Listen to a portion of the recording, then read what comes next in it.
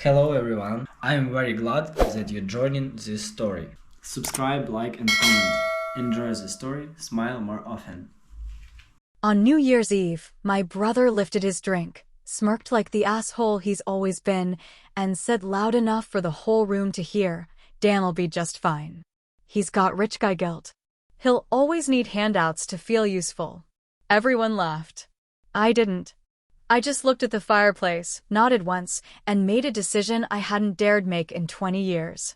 It was snowing like hell outside, thick and wet, coating everything in the soft illusion of silence. Inside, it was all noise, clinking glasses, stupid Bluetooth speaker blaring, "Don't Stop Believin'," and my brother, Mark, holding court like he was some washed-up version of the man he thought he used to be. I had a whiskey in my hand, untouched. My niece Lily had handed it to me half an hour ago, same way she always does, like I was a guest, not the one footing the bill. Mark was 3 beers and 2 bourbons deep, the way he always is when he gets loud. The way he always is when he wants to remind people who's really in charge, even if he's been fired twice and can't keep a credit card for more than 6 months. He stood there in that dumb reindeer sweater, belly pushing out like it was proud of itself, and threw that little line like it was nothing. "Just another joke. Dan'll be just fine. He's got rich guy guilt. He'll always need handouts to feel useful." He laughed first. Then our sister, Rachel, laughed, and so did their spouses. Even my ex-wife, Beth, cracked a smile. That was the part that stung more than it should have, her laughing. She knew how much I'd sacrificed to keep the family afloat all those years, even when we were still married. Maybe especially then. Nobody looked at me after he said it. Like they knew it was cruel, but not cruel enough to matter. Like I'd just brush it off like always. And I almost did. I took a sip of the whiskey. Didn't even taste it. Looked at the fire burning low in the stone hearth and thought about how many holidays I'd paid for in this house. How many months of mortgage I'd quietly covered after Dad died and Mom couldn't make ends meet. I've been the safety net for 20 years. The guy who steps in with the check, the co-signature, the ride to court, the just this once favor. I've never asked for a single thing back, not even recognition. Hell, I've always told myself it's not about that. That if you're doing good, you shouldn't need applause. But something about that night, it just flipped a switch. Maybe it was the cold, maybe it was the humiliation, maybe it was the way they all laughed like the punchline wasn't about me, but for me. Like I'd somehow consented to the joke. I didn't say a word. I just nodded, slow and quiet, and kept looking at the fire until it blurred out, and all I could hear was the sound of snow melting on the windowsills. Beth came over at one point, later that night, when people started peeling off into bedrooms or out into the cold. She had that look she always gives me, pity mixed with curiosity. Like she was still trying to understand how I got this way. "You okay?" she asked. I said yeah. She waited. I didn't give her more. I'd learned a long time ago that people only ask if you're okay when they're hoping you'll say yes, so they don't have to do anything about it. I went to bed early. That might have been the first time I've ever done that on New Year's Eve. I could still hear Mark downstairs trying to get Alexa to play his favorite Springsteen song. I could hear Rachel whisper shouting at her husband. I could hear Lily laughing, maybe at a TikTok, maybe at me, who knows. I lay there staring at the ceiling, listening to the fireworks go off outside like distant gunshots. It was almost midnight. I picked up my phone. No notifications. Just the time. 11:58. And I thought, clear as day, I'm done. Not angry. Not heartbroken. Not even surprised. Just done. I closed my eyes. Not to sleep, but to start erasing the ledger in my head. The one with all the names and amounts and promises I'd kept. Come morning, I would wipe it clean. No announcements. No explanations. No more handouts. Let them figure out who I was when I wasn't paying to be useful. Let them see how loud it gets when the quiet one finally walks away. The thing about being the dependable one is that nobody asks if you're tired, they just keep handing you more. They call it kindness when it benefits them and codependence when it doesn't. And when you finally stop, they act like you betrayed them, not the other way around. I wasn't born with money. That's not how this started. I didn't win a lottery or get handed some trust fund. I built everything I had with late nights, contracts I memorized like scripture, and a work ethic that could kill a mule. After Dad died, I was 26 and barely scraping by, freelancing tech work for whatever mid-sized business needed systems but couldn't afford full-time staff. Then I got in early with a logistics software company that exploded 2 years later. Suddenly, I wasn't poor anymore. But instead of celebrating, I bought Mom a car she didn't ask for, paid off the last of Dad's medical bills, and gave Mark $5,000 to get on his feet again, which I never saw again. It became a pattern. Not overnight, but gradually. 100 here, 1,000 there, then rent, then cars, then tuition. Mark had 2 kids, and I helped them both, but Lily was the one I really felt for. She was smart, sharper than she let on, and I knew she hated feeling like her dad's failures were following her everywhere. So when she got into that out-of-state school and the financial aid didn't cover housing, I wired 6 months of rent up front. No questions, no promises. She said thank you over text with a heart emoji. I remember thinking, that might be the only thank you I get this year. And it was. They all thought I was just that way, generous, like it was some built-in personality trait I had, not something that cost me every time. I never made a show of it. I didn't want power over them. I just wanted peace. I wanted to be part of the family without needing to compete with Mark or prove something to Mom or explain myself to Rachel, who always looked at me like I was some alien from a planet made of spreadsheets. They never knew about the DUI. That one I buried deep. Mark called me one night, voice shaking, said he was at the station and needed help. He begged me not to tell his wife. I paid the bail, hired the attorney, and drove him home in silence. The next time I saw him, he was bragging about how the judge went easy because he was a solid family man. I wanted to punch a hole in the drywall. And Beth, she saw it. I'll give her that. She didn't agree with it, but she saw it.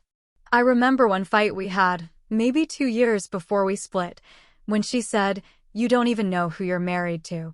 You're too busy rescuing everyone else." And I didn't know what to say because I think part of me believed that if I saved them, if I made life easier for the ones who never showed up for me, maybe someone would finally show up for me. But they never did. Not once. Not when my business partner screwed me out of a deal. Not when I had that health scare and didn't tell anyone because I didn't want to be a burden. Not when Beth packed her bags and left me with a dog and an empty house. They sent me Christmas cards. They asked for help moving. They forwarded bills. You know, people talk about emotional labor like it's some fuzzy, abstract thing, but I swear to God, there's a weight to it. It sits in your chest like a cinder block, especially when you're watching your own family eat off the plate you filled, and still act like you haven't done enough. Have you ever been the one holding the family up, and no one even noticed you were doing it? What would happen if you stopped? Would they fall? Would they turn on you? Or would they finally see you? Let me know in the comments. I'd love to hear your story. There was a moment last year, small, stupid, that still sticks with me. It was Lily's birthday, and I Venmo'd her $300 with a note that said, "Hope today feels light." She replied, "You always come through. I don't know how you do it." And I thought, neither do I. Not anymore. I realized I had spent most of my adult life trying to earn a place I already had or thought I had. I thought that by helping, by fixing, by never saying no, I was cementing my value. But all I really did was build a cage.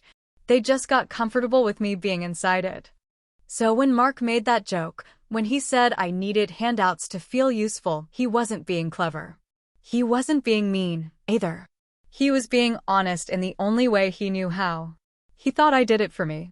Not because I loved them. Not because I felt obligated.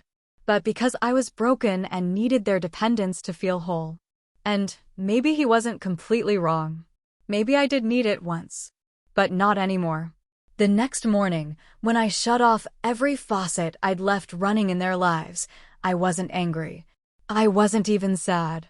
I was tired.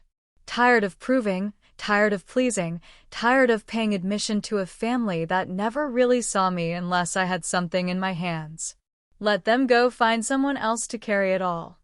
I was finally ready to put it down. The morning after that joke, that smug, offhand insult dressed up as humor, I woke up before anyone else in the house had even turned in their beds. The world outside was frozen solid, the kind of brutal Wisconsin cold that gets into your chest before you even step outside. I looked out the bedroom window and watched the snow hang motionless in the bare trees like time had just stopped altogether. Inside, the silence was thick and unbothered, no pots clanging, no feet on the hardwood, just the kind of peace that feels earned after something big has broken inside you. I sat on the edge of the bed for a full minute before I moved. I wasn't groggy, wasn't sleepy, just empty in the way that lets you get more done. That kind of numbness that doesn't ask questions and doesn't feel sorry for anyone, especially not yourself. I pulled out my laptop from my duffel bag, not the main laptop I used for work, but the old one I kept for travel, the one with nothing on it but internet access and a few bookmarked pages I hadn't touched in years. I had already made the decision, that part was clear. This was just the execution. First, I logged into the online portal for Lily's apartment, the student housing website I'd used since sophomore year when her financial aid dried up and Mark forgot to co-sign anything on time. Lease auto payment. Cancelled. Next due date, January 5th. Plenty of time for her to figure something out if she was paying attention, which I knew she wasn't. Then the second one, a 2-bedroom in Racine, rented under a corporate name but used by Rachel's son who was between jobs and somehow between jobs for the last 15 months. Cancelled. Then came the mortgage payments. Not mine, of course, my parents' house, the one I bought out from under foreclosure when Mom called crying at 2 in the morning 5 years ago. That call ended with her saying, "You've always been the responsible one," like it was a compliment, not a sentence. I went into the payment portal, canceled the recurring auto draft, and scheduled an email to their shared inbox. Not cruel, just factual. Effective immediately, the monthly payments on the property will cease. Please plan accordingly. I didn't need to explain. I didn't want to explain. There was a moment, though, where I hesitated. It wasn't about the money. It was never about the money. It was about the idea that maybe, just maybe, I'd wake up to some text message, some apology, some faint flicker of recognition that what Mark said had landed wrong, not even out of guilt, just awareness. But there was nothing. Not a ping. Not a buzz. Just the soft, stupid hum of the refrigerator downstairs and the faint snore of someone who hadn't paid their own rent in years. So I kept going. I closed out the bank account I'd opened under my name for Rachel's youngest after she blew her second car engine and begged me to just help until tax season. I canceled the credit card I never used but kept open so Mom could have something for groceries. And then, without ceremony, I opened the Netflix app, Mark's login still saved on my phone, and clicked into the account settings. There it was, my card on file. I stared at the billing section for a second, not because of the money, but because of what it symbolized. It was stupid, but that damn Netflix subscription felt like the purest expression of how invisible I'd let myself become. I hit remove payment method, and for the first time in years, I let out a laugh. A small one, a private one. Then I shut the laptop, packed it back into the bag, and stood up. No speeches. No notes left on the nightstand. No dramatic confrontations in the kitchen over half-cooked bacon and orange juice. Just me, putting my coat on before the sun had risen, slipping out through the back door like a burglar in reverse, not taking anything, just leaving with what was already mine. The garage was silent when I pulled the car out, the tires crunching over the hardened snow like slow glass breaking. I didn't look back at the house. I didn't need to.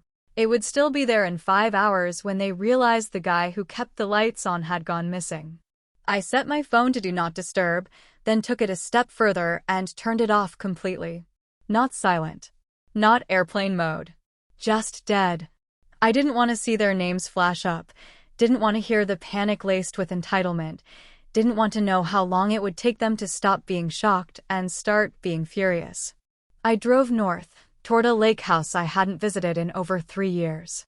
Not because I didn't want to, but because every time I planned a trip, someone needed something. Mark needed a signature. Rachel needed a check. Mom needed me to fix the damn hot water heater. I'd started calling it the place I'll go when I'm finally done, like some fantasy retreat that never made it past the dream stage. This time, though, I made it real. The road was half frozen and nearly deserted, the pine trees folding over the edges of the highway like they were trying to keep secrets. The further I got from that house, the lighter I felt. Not free. Not yet, but on the way. The kind of lightness that makes you wonder how long you've been dragging something behind you without realizing the weight. Just before the final stretch of road gave way to gravel, I pulled over to the shoulder, turned the phone back on for a second, just long enough to see the first voicemail light up the screen. It was from Mark. 1 minute and 42 seconds long. No transcript available. I watched the little notification blink for a moment, then pressed the power button again. Screen dark. No sound. No connection. The lake was waiting. I didn't care who else was. By the second day at the lake, the quiet wasn't peaceful anymore. It was exposing. The silence that had felt so earned on the drive up now echoed too loud inside my chest, like I'd pulled the plug on the family machine and was just sitting there listening to the gears screech to a halt. The first voicemail came in at 6:47 that morning. I hadn't planned on turning the phone back on at all, but something about the sharp winter air and the sound of the wind off the ice pushed me toward it, like a dare I couldn't ignore. It was Lily. Her voice cracked halfway through the message, caught somewhere between panic and disbelief, and I could tell she was standing outside, probably in the cold, maybe even outside her own apartment door. "Uncle Dan," she started, and then stopped, like saying my name too early would break something. "They changed the locks. The office said the payment bounced, and they couldn't get a hold of the leaseholder, and did something happen? Are you okay? Did I do something?" That last part gutted me a little more than I expected. The fear in her voice wasn't angry, it was scared. Scared she'd lost something without knowing what the hell she'd done wrong. The second voicemail came 15 minutes later. That one was Mark. Less scared, more entitled. That was the tone he always fell back on when he didn't understand something. Righteous anger, wrapped in the language of loyalty. "So this is how you're gonna play it," he said. "You just cut everybody off and disappear like some goddamn ghost? You don't return calls, you don't answer your niece, you're gonna ruin this whole family because of one stupid joke? Grow up, Dan." He let out a short, bitter laugh. "You always were the sensitive one." It was strange, hearing that tone again. It took me straight back to being 15 and standing in the garage while he and our dad drank warm beer from the workbench fridge, talking about me like I wasn't there. "He's just soft," Mark said once, like it was a diagnosis. "Got mom's nerves, dad's looks, and no spine." They both laughed, and I remember staring at the half-finished cabinet Dad had been building for 3 years, thinking maybe someday I'd build something better, something useful. That was the word that always stuck to my skin like tar. Useful. Not loved. Not needed. Not cherished. Just useful. If I could keep being useful, maybe they'd keep me around. Maybe they'd see me. But the second I stopped, the second I unplugged myself from their mess, I went from saint to traitor overnight. Later that afternoon, another voicemail came in.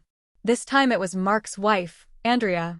Her voice was clipped, controlled, like she was trying not to sound panicked, but couldn't help it leaking through anyway. "Dan, look. I don't know what's going on, but this isn't okay. Lily's in tears, Mark's losing it, and Rachel's already spinning some story about you having a breakdown. If you need help, we'll figure it out, but you can't just vanish and let everything fall apart. That's not like you." And there it was at the line. That's not like you. Because the version of me they'd all built, the one who always caught the glass before it hit the floor, couldn't possibly make a decision for himself without it being a cry for help. What if I didn't need help? What if I was just done? What if I had carried them all so long that when I finally set them down, they mistook the fall for betrayal? I listened to the messages again that night, sitting in the cold by the fireplace, a single log burning low while the wind screamed outside like something ancient and angry. I didn't cry. I didn't even feel much of anything, just a kind of sad understanding that I had always suspected this would happen. People show you who they are when the benefits stop, when the free ride ends, when the cash flow dries up, when the favor bank closes its doors without notice. And just when I thought I could finally power off the phone for good, the last voicemail came in.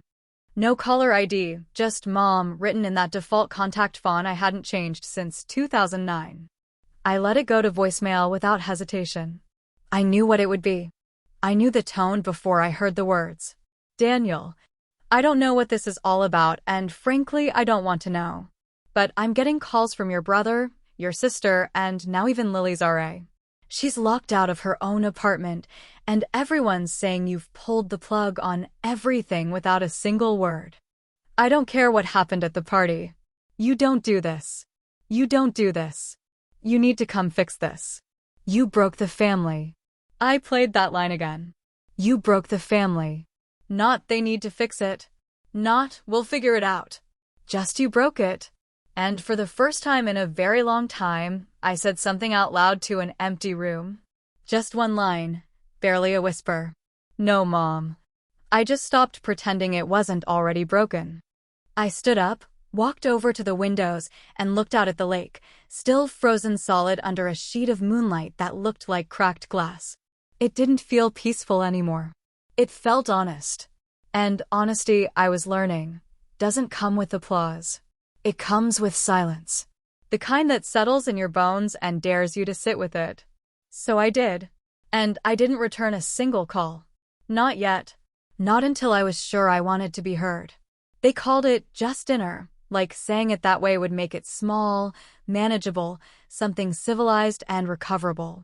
The invitation came in the form of a group text from Rachel, short and rehearsed like a line she'd practiced in the mirror.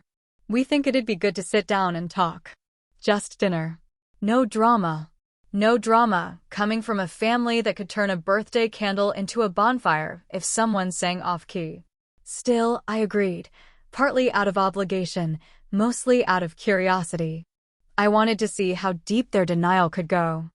I wanted to look each of them in the face while they danced around the thing they didn't want to admit, that their safety net had been ripped away, and all that was left underneath was the same mess they'd never cleaned up. I arrived at the house just after 6. It was already dark outside, the porch light flickering like it couldn't decide if it wanted to help or give up. The driveway was full, which annoyed me more than it should have. Rachel parked halfway onto the lawn like she always did, like the rules didn't apply if she was just running in. Mark's truck was at the curb, mud caked around the tires even though it hadn't rained in weeks. I walked in without knocking. This was still technically my house, after all. The heat hit me like a wave. Someone had turned the thermostat up to sauna levels, probably trying to create the illusion of comfort. The dining room looked like it was trying to play house, tablecloth thrown over the scratched wood, candles burning too strong, wine glasses already sweating even though no one had touched them yet. Rachel greeted me with a forced smile and arms that didn't quite make it all the way around me. Mark nodded once from across the room, arms crossed like a bouncer watching the door. Mom was already seated, hands folded in front of her like she was preparing for a court deposition. No one said thank you. No one said they were sorry. No one asked how I was. It was as if the past week had been a technical hiccup, some unfortunate glitch they were now going to politely reset. Dinner started with strained small talk. Rachel recapped some school drama from her youngest. Mark mentioned work like he still had a real job, and Mom offered me green beans like that was some kind of peace offering. I didn't touch them. I didn't touch much of anything, actually. I wasn't hungry. I was watching, waiting, listening for the shift. It came halfway through the meal, just as the chicken had gone cold and the air was thick with things unsaid. Mark leaned back, sipped from his wine, and said, "Must be nice, having the kind of money where you can afford to make a statement like this." There it was. Not a question. Not a real comment. Just a little jab disguised as envy. I didn't look up right away. I gave it a second, let the silence stretch out long enough to make someone uncomfortable. "What kind of statement do you think I'm making?" I asked, finally meeting his eyes. Mark shrugged like he didn't care, like the conversation bored him already. Cutting everybody off, disappearing. That's a power move. Not something most of us can do. Some of us have real responsibilities. Real problems. I felt something in my chest tighten. Not anger exactly, but clarity. That sharp, surgical kind that slices through all the noise and lands with precision. I leaned forward, resting my forearms on the table. "You all talk like I owe you something," I said. "Like my existence only makes sense if it's in service to yours." "Why?" No one answered. Rachel's eyes darted to the table. Mom looked away like she hadn't heard me, and Mark scoffed, but didn't speak. The silence was loud and telling. So I kept going. "I've paid for more things than I can count: bills, bailouts, back rent, school deposits, car repairs, hospital visits.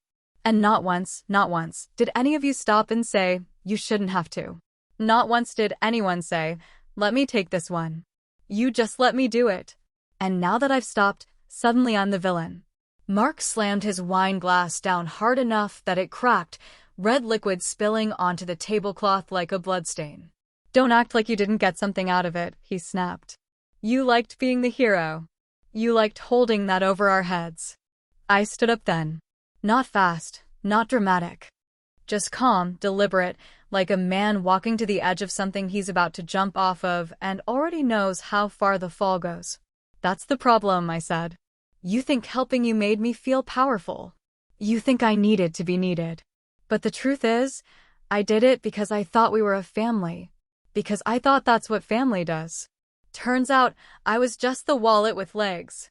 Mom finally spoke, voice low and shaking, but firm in the way only mothers can be. "You're being cruel, Daniel. This isn't you." I turned to her slowly, felt the air leave the room like a door had closed somewhere deep inside it. "You don't know who I am," I said.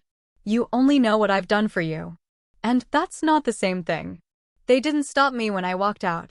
They didn't follow, didn't call after me, didn't even pretend to try. I got to the door, hand on the knob, and then paused. Not for effect, just to say one last thing that would stick. "By next week, the house is going on the market," I said without turning around. "Figure out where you're going. I won't be part of this anymore."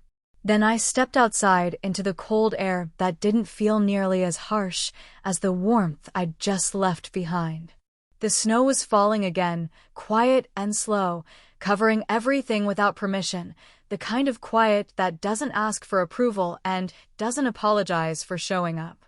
I breathed it in like oxygen I hadn't tasted in years and didn't look back.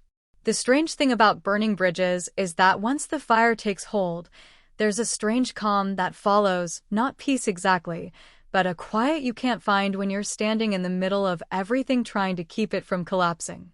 After that dinner, after the declaration, after the glass broke and the silence said more than the shouting ever could, I didn't look back. I made good on every word I said that night, not because I wanted to hurt them, but because I was finally willing to stop hurting myself. The house went up for sale 3 days later. I didn't ask for their input. I didn't send them listings or arrange a vote or offer them a buyout plan they could never afford. I called a realtor I trusted, signed the papers, and started packing up the few things in that house that were actually mine: a few books, a framed photo of Dad from before everything got complicated, a toolbox he never taught me how to use. But I kept anyway. Mark tried to stall, of course. He left a voicemail full of questions he didn't deserve to ask. Where are Mom and I supposed to go? What do you expect us to do now? I didn't respond. Not because I didn't have answers, but because I wasn't going to carry theirs anymore. Rachel sent a polite but biting email, full of passive-aggressive barbs dressed up as concern. "I just hope you're not making decisions you'll regret." Family is complicated, and you've always been sensitive. That word again, the same one they all used when they needed to undermine something without looking like bullies. Sensitive. As if feeling deeply was some kind of personality defect, some crack in the foundation that made me unstable instead of human. The realtors staged the house, brought in photographers, and listed it by the weekend. A for sale sign went up on the lawn that Monday morning, and by Tuesday afternoon the texts started slowing down. The silence that followed wasn't accidental. It was strategic. They were punishing me with distance, thinking maybe if they pulled away first, they could control the narrative, make me the bad guy in the family playbook, the one who abandoned them without cause. But the truth was simpler and sadder. I hadn't abandoned them. I'd just stopped pretending I wasn't already alone. In the middle of all this noise disguised as silence, something unexpected happened. I got a message from Matt Taylor, an old friend I hadn't seen since my early 30s, back when I still thought life was linear and people always got what they gave. He was one of the few people in my life who had ever respected a boundary without needing it explained. We met for coffee in a diner off the highway. Nothing fancy, just black coffee, burnt toast, and the kind of conversation that doesn't need filler. He looked older but not worn out, which struck me as rare these days. We talked about everything and nothing, and not once did he ask me why I'd cut off my family. He didn't want a rundown of drama. He just asked how I was sleeping. I told him the truth, better now, but not great. He nodded like he understood, and I believed he did. After that meeting, I drove back to the lake and sat down at the desk by the window. I opened my laptop, stared at the blinking cursor for a while, and then began writing a letter I'd been avoiding for weeks. Not to Mark. Not to Rachel. Not to Mom. But to Lily. She was the only one who ever looked at me like I wasn't a vending machine for favors. The only one who, even in her worst moments, had shown flashes of real recognition. Maybe it was because she was still young enough to unlearn what the rest of them had swallowed whole. I wrote for over an hour, stopping only to reread certain lines, not to edit them, but to feel them again. I told her everything, not in bitter detail, not with blame, but with honesty I hadn't given anyone in years. I told her what it felt like to be the one holding everyone up without ever being asked if I wanted to. I told her how silence becomes a prison when you're the only one hearing your own screams. I told her I loved her, and I always had, but I couldn't keep pretending that love was a contract I'd signed without reading the fine print. I told her I hoped she understood someday, even if it wasn't today. And then, without overthinking it, I hit send. Her reply didn't come that night. It didn't come the next morning either. But just as I started to tell myself she'd probably sided with the others, that she was too deep in the family mythology to see what I was really saying, the message arrived. It was short. Not dramatic. No punctuation flourishes or teary breakdowns. Just a simple line that cut through everything and landed where I hadn't expected it. I wish you'd told me sooner. I never saw it. I stared at that message for a long time, longer than I should have. Because in those 11 words was a kind of grace I didn't think I'd ever get. Not forgiveness. Not agreement. Just understanding. And sometimes that's all anyone really wants, to be seen clearly, even if it's too late to change what's already broken. I didn't know what would happen next. I didn't know if Lily and I would rebuild anything or if that message would be the final page in our chapter. But for the first time in a long while, I didn't feel like I was shouting into a void. And maybe that was enough. Maybe the quiet rebellion wasn't about making them pay. Maybe it was just about finally hearing my own voice again. There's something strange that happens when you finally let go of the roles people wrote for you without asking, when you step out of the script you've memorized for decades and realize you never actually believed the lines in the first place. I always thought if I stopped being the provider, the fixer, the man with the quiet wallet and the louder sense of duty, I'd lose them, the family, the connection, the slivered moments of love I kept collecting like tokens at a rigged arcade game. But now that the leash was cut and the money stopped moving through me like electricity through a house that never said thank you, I felt something I hadn't known I'd missed. I felt free.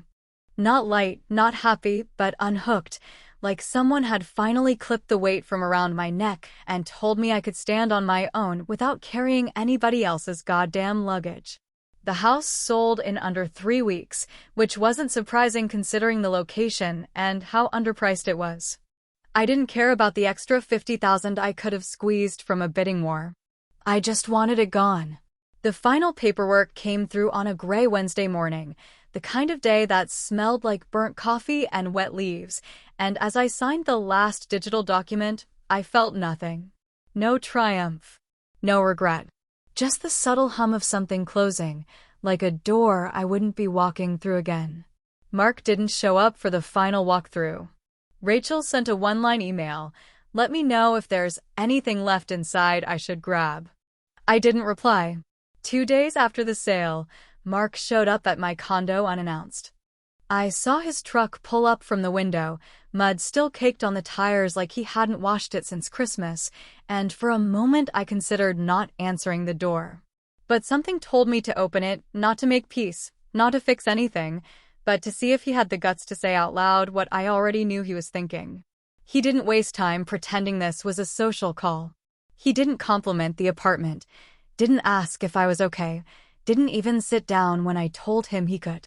He just stood there in the doorway, hands shoved into the pockets of his jeans like a kid being scolded by a principal, and let the silence sit between us until it turned sour. "You really think this makes you right?" he asked finally, not looking at me. "You really think cutting everyone off proves something?" I didn't answer right away. I watched his face, the twitch in his jaw, the way his mouth curled just slightly like he was trying to hold back either anger or shame, probably both. When I finally did speak, my voice surprised even me. It was steady, detached, like I'd already moved on and was just entertaining an old ghost out of habit. "You said I needed handouts to feel useful," I said. "But it turns out you needed me more than I ever needed you." He flinched, just barely. Not enough to call it a reaction, but enough to know he'd heard it loud and clear. He didn't argue, didn't push back. He just shook his head and said, "You're proving the joke right, man. You always were the sensitive one." And there it was, the echo of a lifetime's worth of small knives, thrown with a smirk and dressed up as concern. I didn't respond. I didn't have to. The joke wasn't funny anymore, not because it hurt, but because it was hollow. A cheap shot from a man who thought shame was the same thing as accountability. He left without another word. No handshake, no apology, not even a door slammed to mark the end of the visit. Just a truck pulling away and the faint stink of gasoline lingering in the hallway. I didn't watch him go. I just closed the door and sat down at the table, the same one I'd built with my own hands last year in a workshop class I took on a whim. The first thing I'd built that wasn't meant for someone else. It wasn't perfect, a little lopsided, some rough edges, but it was mine, and no one could take it from me. That night, I drove out to see a small fixer-upper on the edge of town. One story, faded blue siding, a crooked front porch that leaned like it had a secret to tell. The realtor looked at me like I was crazy. "It needs a lot of work," she warned. I smiled and told her that was the point. I didn't want polished. I wanted earned. I put in an offer the next morning. Full cash. No haggling, no drama. Back at home, I opened my laptop to catch up on work emails, and that's when I saw it, a notification I hadn't expected, a name I hadn't seen since the letter. Lily. The subject line was simple, June 20th. I opened it, half expecting a request for money, half expecting silence. But what I got was something else entirely. A wedding invitation. Digital. Simple. Tasteful. "Daniel, I hope you'll come. You're the only one I want walking me down the aisle." I sat there, hands on the keyboard, not typing, just holding the moment. It wasn't redemption. It wasn't closure. But it was real. And maybe that's the thing I'd been missing all along. Not the family dinners or the forced laughter or the guilt masquerading as tradition. Just one person seeing me without expecting me to pay for it. I didn't respond right away. I just let the words sit there, breathing. For once, I wasn't rushing to save anyone. I wasn't obligated. I was just invited. And that was the real joke. They thought I needed their love to be whole. Turns out, I just needed to stop earning it. The wedding was held in a modest church on the edge of a small Wisconsin town that looked like it had been pulled out of a postcard and left to fade slightly at the corners. It was one of those places where the seasons didn't so much change as they just rearranged themselves: snow in spring, damp heat in fall, and the kind of June that might still call for a jacket if the wind pushed just right. I arrived 20 minutes early, more out of habit than necessity, dressed in a suit I hadn't worn since Beth's sister's funeral, still pressed, still formal, still a little too stiff in the shoulders. There were no assigned seats for the ceremony, but there was an unspoken language in the room, clusters of people that looked like family, looked like old friends, looked like coworkers or college roommates or neighbors from apartment complexes that smelled of popcorn and laundry soap. I recognized a few faces from old family gatherings, distant cousins and in-laws who drifted into holiday photos like extras on a set they didn't build. I nodded politely to a few, but no one approached. The silence wasn't angry, but it wasn't warm either, just thick with the kind of hesitation that comes from people who don't know how to face the version of you they've only heard about through other mouths. Mark was there, of course, sitting in the second pew on the right, next to Mom, who looked 10 years older than the last time I'd seen her.